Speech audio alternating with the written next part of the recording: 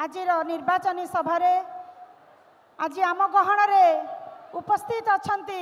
4.5 कोटी ओडिशार स्पंदन माननीय मुख्यमंत्री नवीन पट्टनायक जी स्वच्छ निर्मल शासन माध्यम आज आम मान समस्त गोटे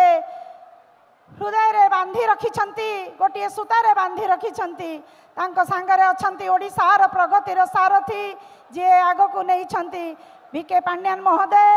उपस्थित अछंती समस्त मोर विधायक गण सम्मानित अतिथि वृंद मंच तले बसी समस्त मोर माँ मौसी एवं समस्त गुरुजन मीडिया बंधु माने समस्त को मोर सादर प्रणाम जनाऊँगी। आज देखंतु माननीय मुख्यमंत्री नवीन पट्टनायक ओडिशार प्रगति क्षेत्र में जो ऐतिहासिक जो सृष्टि करिसेंती इतिहास सृष्टि होईची आज प्रगति क्षेत्र में शिक्षा कहतु स्वास्थ्य कहतु गमनागमन कहतु शिल्प कहतु कृषि कहतु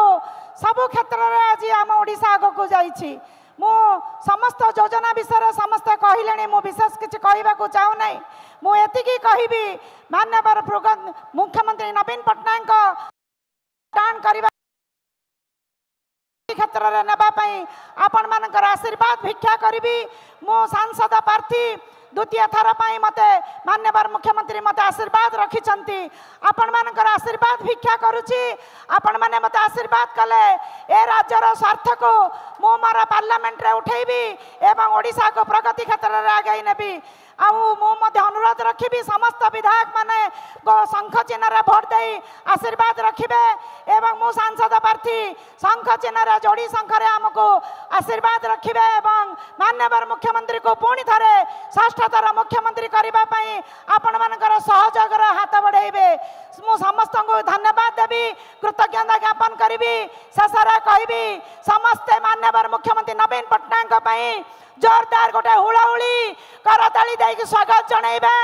समस्ते एक स्वर कहिबे जय नवीन जय शंख जय बीजेडी जय बिजु जनता दल जिंदाबाद।